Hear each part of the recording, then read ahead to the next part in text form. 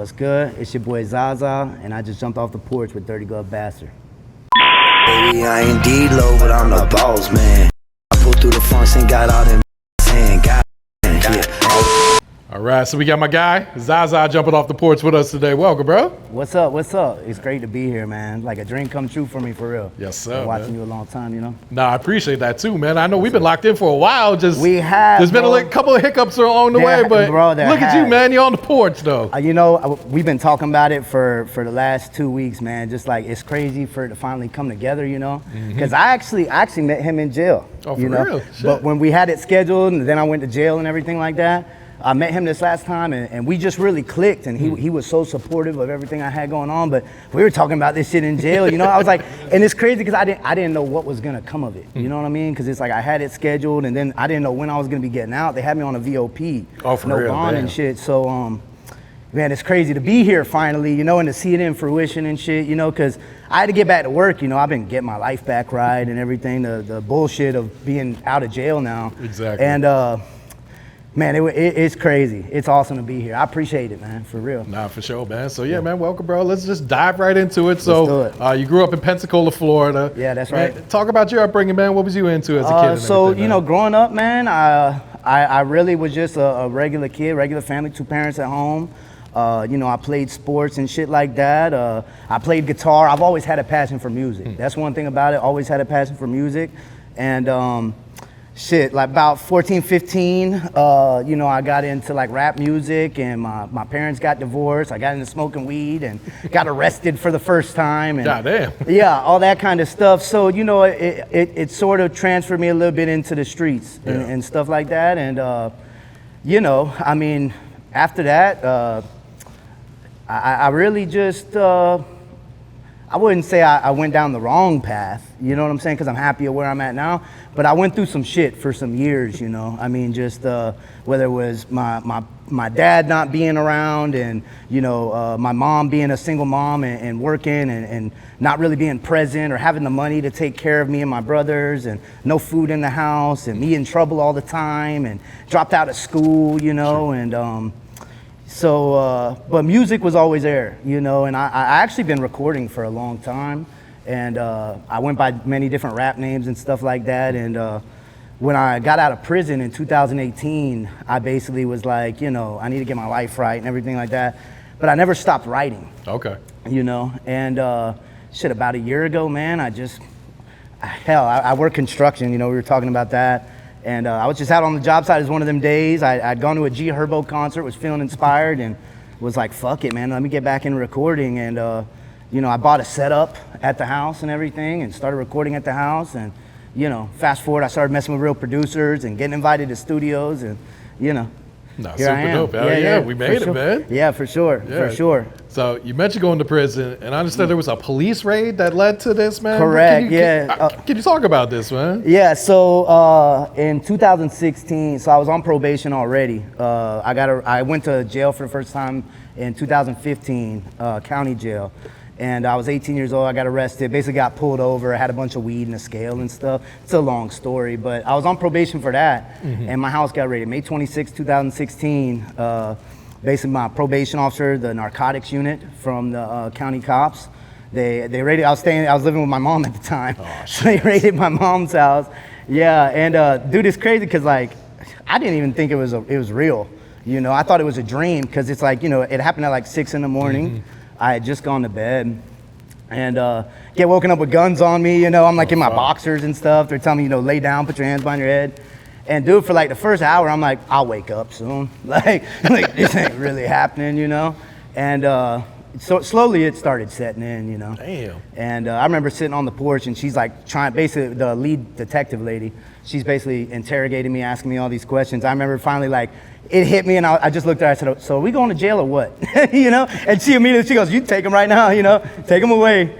But yeah, that shit was crazy, man. I remember, I think the thing that sits with me the most is like when I first got to jail at 19, knowing I'm in there for a VOP and trafficking charges and stuff. And I'm like, damn, man, I don't know when I'm gonna be out again, see freedom and the sun on my skin. And yeah, it was a wild moment, you know? And you end up what was your sentence? Was it 2 years? So actually what happened, my first sentence was 6 months county jail, a year community control, which is like house arrest, and 3 years probation. Okay. And it was withheld adjudication, meaning I wouldn't have been a felon. And basically I did that 6 months, got out on the year, and I was out for like 3 months, and I violated it and went back, and they gave me 26 months. God damn. Yeah. What prison did they send you to? It was Sumter, CI. Okay. Yeah. So overall, man, what was that experience like being away for them 2 years, man? Oh man, it was, I learned a lot, you know. It's what changed my life, you know. It's why I got into construction and stuff, because I was always in trouble. I was always on probation, you know. I was always, from the time like 15 to when I got out at 21, I was always in some shit, you know. And bro, it just kind of showed me being around people that like this is their life now, or you know, they've been in and out their whole lives, or institutionalized, and you know, it made me realize, bro, I can remember some mornings like, you know, really looking at, because I got, you know, prison tats and all that, and there's been some days I had to look myself in the mirror, you know, and be like, damn, so this is what we doing, you know.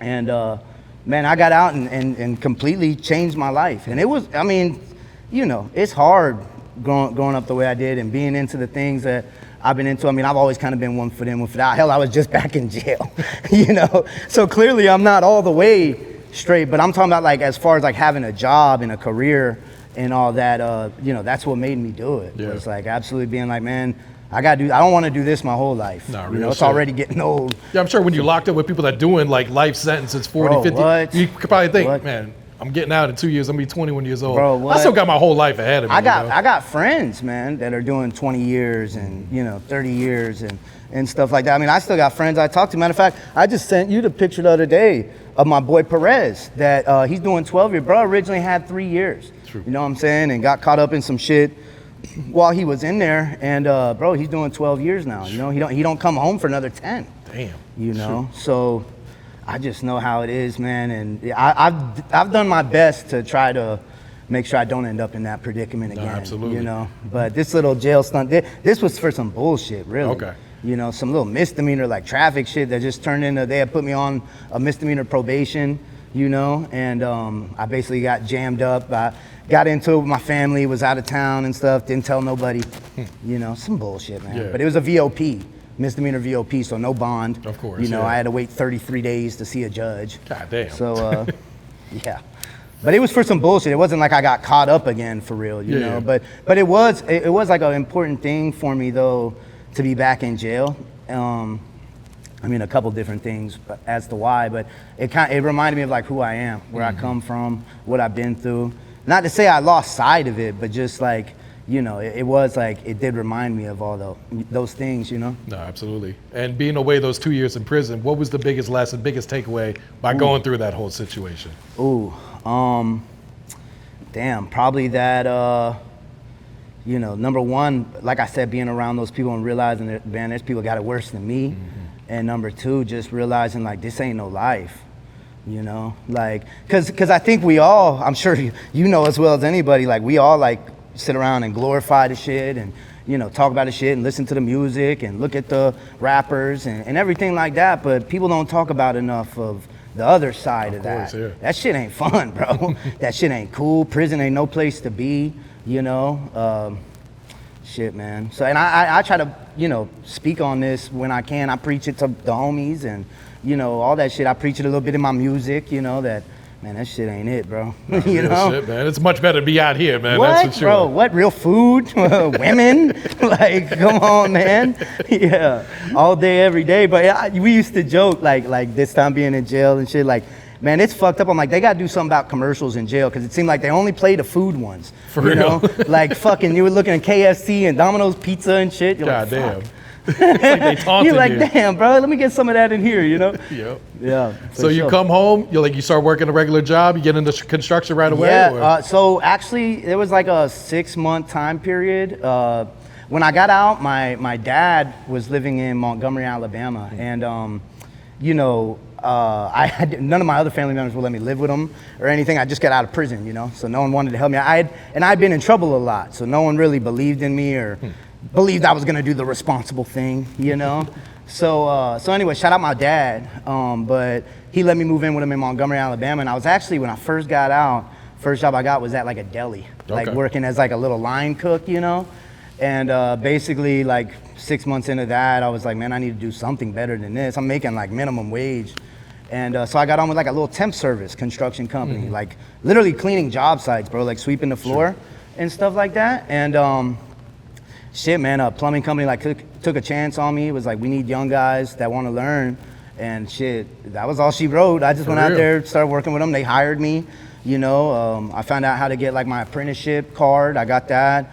Did my apprenticeship, got my plumbing license, became a foreman, you know, ended up joining the union in Virginia. Goddamn, look at you, bro. Yeah. I was dating a girl, she was from Virginia, but I found out I could make more money with the union, so went up there for a couple years, you know, and now I'm in Tampa, and yeah, dude, I work for a company out of Orlando.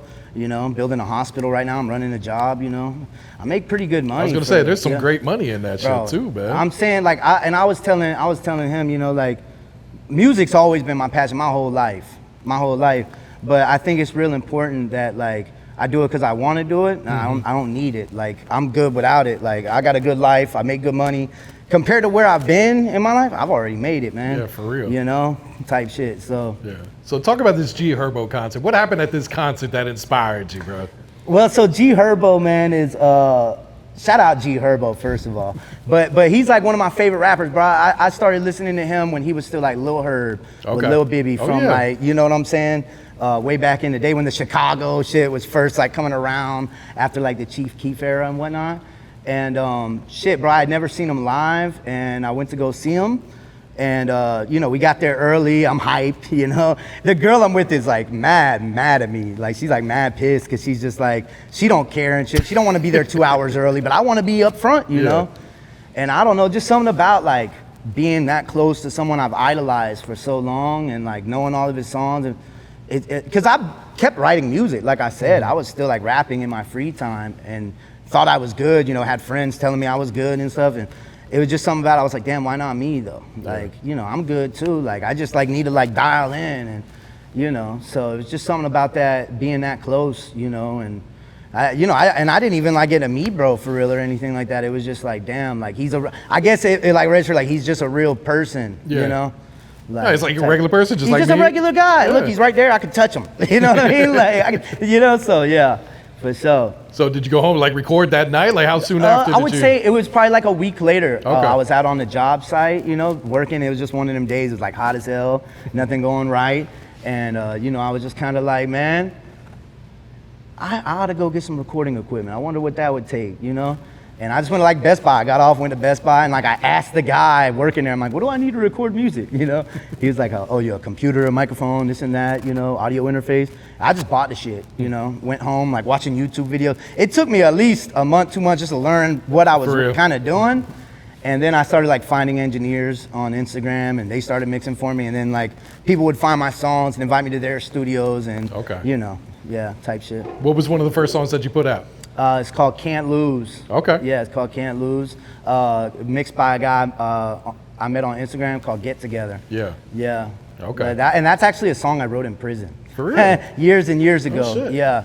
Yeah. It's actually, and there's a couple of songs like that I've like redone a little bit, but that one's like word for word what I wrote in prison, yeah. So what was the inspiration for the song Can't Lose when you wrote it, man? Just like my mentality at the time, like, you know, knowing I was about to be getting out, and just knowing like everything I've been through in my life and how everyone was like counting me out, but I like knew in my mind, I'm like, man, I can't lose. Like, if I dial in and I do what I know I can do, and just stay focused and do the right things and stuff, like, bro, there's no stopping me, you know?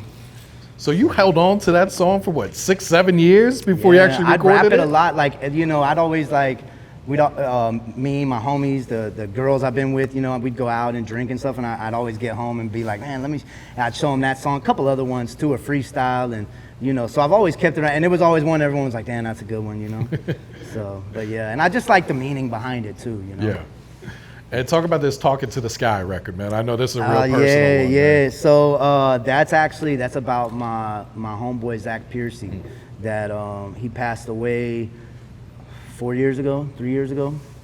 And man, it was like my best friend growing up. You know what I mean? We're both named Zack, type shit. His dad, we're still cool to this day. His dad's a great guy.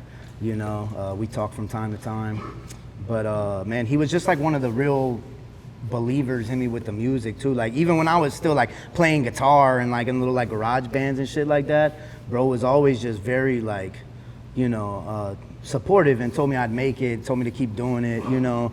Like he's one of the first people that like paid for my studio time when I was like 18, started rapping and shit. And you know, really what's crazy is the story behind that song is wild because I was on mushrooms and I was thinking about him. It was his birthday, you know, last year it was his birthday. And I was thinking about him and I was literally just outside like talking to him, you know, talking to the sky. And I'm like crying and shit like that. And I'm sure it was crazy because my neighbor was like, he looks at me, he goes, yo, Zaza, like, you all right? I said, yeah, I'm good, man. You know, I just miss my dog. He was like, hey, he's like, you make music, right? And I said, yeah, I make music. He's like, talking to the sky, just saying. Man, I went in there and started writing that shit right then, you know? I was like, that's got a ring to it, bro, you know? But yeah, rest in peace, my dog, you know? No, that's super dope right there, man. Type shit, yeah. And you recently just went sober, right? I did, yeah. Actually, that's probably the best thing that's ever happened to me in my life, and that's why, like, I ain't even mad about being in jail this last time because, like, I think, you know, there's a reason behind everything, whether you want to call it divine or the universe or whatever. And, man, I needed to get off drugs, dude. Like, I spent too long of my life, you know, just being fucked up all the time, you know, on pills and cocaine and all that shit. I've done it for so long, you know, and it's done nothing for me. It's got me in trouble. I've wrecked cars, ruined relationships, you know what I'm saying? And all that shit. But what's wild is I never, like, everyone around me for years has, like, told me I had an issue with it and a problem. And, you know, I'm a street guy, bro. I come from selling shit, and I look at junkies like people shooting up and stuff. I'm like, nah, I ain't got no problem. Like, what do you mean? I'm not, like, selling my shit for, like, drugs, you know? Like, but it took me going to jail and, like, just last time and really realized, I'm like, damn, but what is the common denominator? Like, why am I back in jail? You know what I'm saying? Like, what is... Because it's for some stupid shit, too, and I ain't been there in so long, and I'm thinking in my head, like, we got away from living like this, right? But I was like, what's the common denominator here? And like, damn, it's drugs, bro. It's being fucked up, you know? And so anyway, I just got out and made the decision. I was like, I still drink, I still smoke, you know what I'm saying? But like drugs, I don't do it anymore, and it's the best thing I ever did, to be honest with you. Like, I think clear, I feel like I'm actually like, in control of my own thoughts. It's no more like waking up and like, damn, what'd I do last night? Like, look at my bank account, like, damn, wow, what'd I do? I went to the casino or something? Like, you know, like, it's a lot better, bro. Yeah. It's a lot better. It's the you know, one of the good things that came out of being in jail this last time, you know. Did you quit cold turkey, like, as soon as you came home, or did you have to? Well, like, being in jail, of course, you know, I was sober from drugs, and then, just getting out. I'll be honest with you, there was like a couple times I thought about it, you know? There was a couple times I for sure thought about it, but what I would do is I'd think about it and I'd be like, yeah, but then what, Zach? You know what I'm saying? Like, then we're like mad at ourselves and got to go through the whole process again, and shit, now it's been like 5 months, you know what I'm saying? And so I'm like, what's the point now? I don't want to ruin how far I've come, and things are going so well for me. You know, I got the best job of my life. I'm here, exactly, you know? So, nah, salute to you for that too, man. I appreciate that. Yeah, man. Appreciate that. And then you came home and dropped First Day Out too, man. What a record. That was, that's a fine one. I was rapping it to, Oh, really? So you wrote this while you was locked up? Oh, yeah, Okay. I wrote that in Falkenberg. Yeah, that's the Hillsborough County Jail. Man. Fuck, you know? Yeah, you know about it. That's funny. Yeah, fuck Falkenberg. Nah, for real though, I was rapping it to bro in jail and shit like that, you know? And yeah, we knew, we were like, we just got to get a beat for this and all that, so.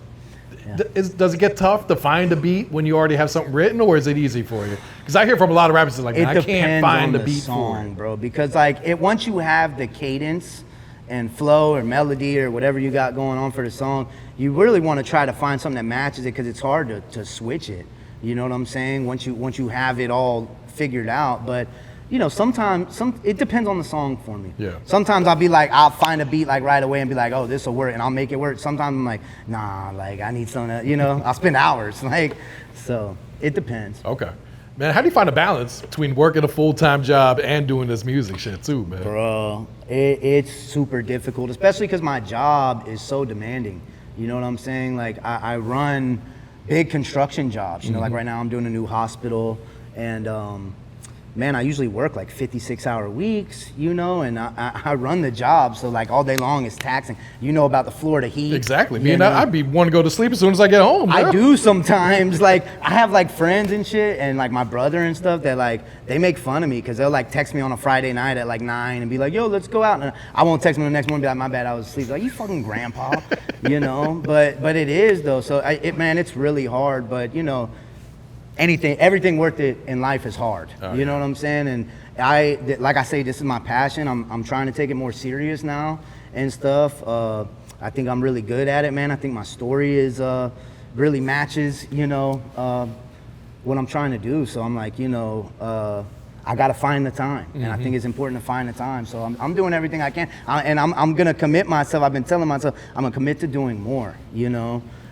So like I'm gonna try to make like a schedule. Maybe I'll use ChatGPT to help me out. Make like a schedule, you know, of like posting and recording, and because I got some producers and studios in Tampa that I'm locked in with. You know, so I know I need to be more consistent, but it's hard. Like I say, working hours I work, and especially this time of year in this heat. So of course, it's hard to find a balance, man. But you know, I try.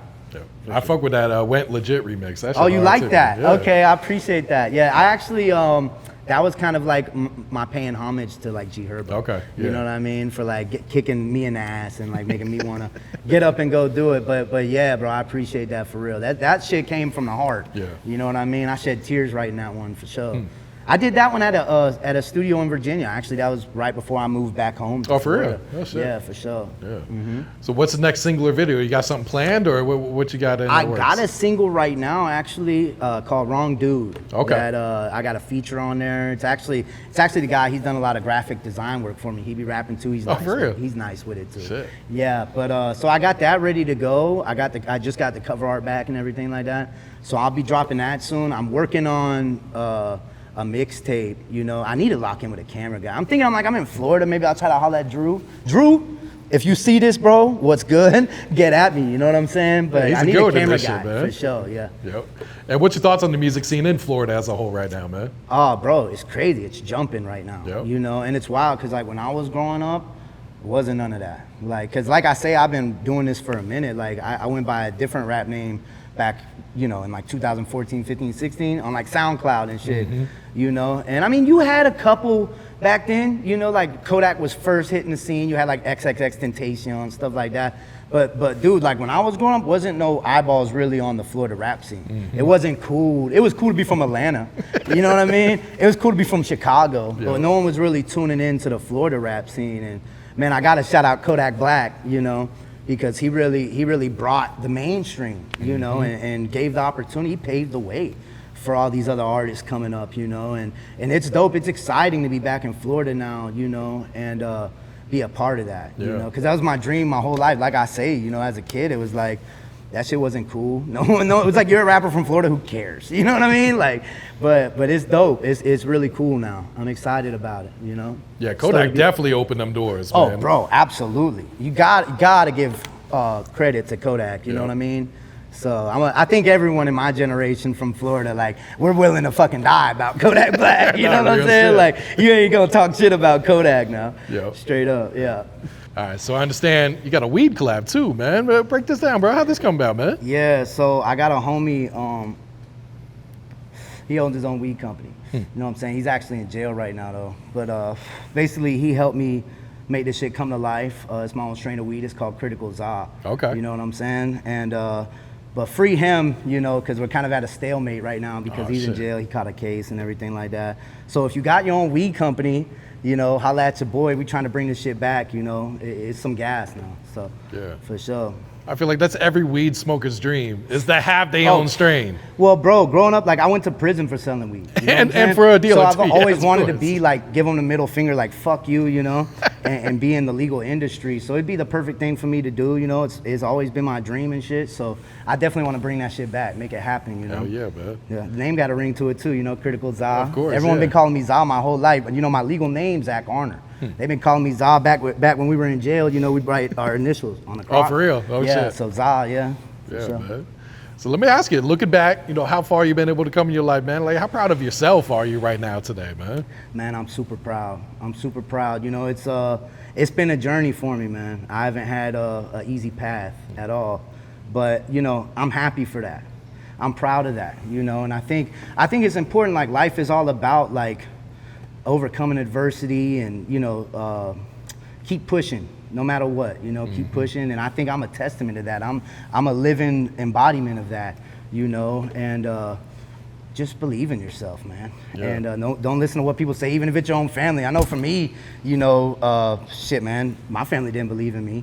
They crossed me. Hell, I had a close family member write me a letter when I was in prison that was basically like, Zack, I love you, but you've clearly made your choices in life. You know what I'm saying? And no matter what prison you're at, like, just know, like, I'll write you once a month. I'll get you commissary once a month. And I kept that letter for years, although, now those feelings are over with. And we're actually close now, and we've talked about it and shit. And, I told him, like, I'm not mad at you because that, I wasn't living right and stuff like that. And it lit a fire under my ass, and it made me get my life right. So at the end of the day, I'm kind of thankful for it, But yeah, I'm very proud of myself. Nah, you should be, bro. For sure. I appreciate that. Yeah. What's some advice you would share, to the kids coming up, man? That might have been like a similar situation that you was in too, man. Oh man, just keep your head down, do the right thing, take care of what you need to take care of. Get in trade school. Believe in yourself. Stick to the plan. Stick to the grind, bro. You can't cheat the grind. You know what I mean? And as long as you do the right things and you work hard, bro, shit's gonna work out for you. Guaranteed. Guaranteed. But you can't be half-stepping it, You can't be half-assing it, because like I say, you can't cheat the grind. Not real shit. For sure. Yeah, I like how you said go to a trade school, because I feel like kids these days, that shit's not glamorous to work in construction, to be a plumber. But when you think about it, they probably make it a lot more than some of these rappers are, man. I make over $100,000 a year. Exactly. And I got a brother, and I love my brother, love you, I'm not talking shit, but he went to college and everything, and I've been making more money than him for years, so yeah, it's a good thing. No, I feel like social media's got a lot of these kids fucked up. Oh, bro, what are you saying? Social media is, but with the generation we're living in, it comes with the pros and cons, because like you kind of need to be some sort of part of it, because like especially in this business, like man, it goes hand in hand, but like don't get too caught up in it. Of course, that shit's not real life. Exactly. That shit is not real life, bro. Yeah, half the shit you see on there is a facade. Everyone wants to be an influencer now. No one wants to actually have real jobs. Crazy, bro. Nah, real shit. Yeah. What else you working on? What else coming up that you want the fans to know about? Oh man, shit, I'm trying to lock in with a camera guy. Lots of new music on the way. I got a bunch of unreleased stuff. I'm trying to get this tape together. I'm thinking like an October release date type shit. Features, stuff like that. Trying to work with bigger artists. Trying to do more content and everything like that. Yeah. Hopefully be back here before too long, with some updates, For sure. So, but yeah, just like I said, keeping my nose down, sticking to the plan, Okay. all that. If you could manifest some big features, who would you want to work with, man? G Herbo. G Herbo for sure. But like, I mean, there a lot, bro. Anyone that wants to work with me that, they make good music and they're authentic and, the vibes there and shit, holla at me for sure. Okay. Yeah. Go ahead and plug your social media so everyone knows where to follow you. Yeah, so my IG is Zaza_97baby. You can find me on Spotify, Zaza. Everything like that. Heavy hustle the movement, For sure, man. Any shout outs you want to give before you wrap it up? Shout out my family, shout out my pops, my mom, shout out the homies that been here since day one, Y'all know who you are. Baby, I ain't D-Lo, but I'm the boss, man, bitch. When I pulled through the fronts and got all them bitches.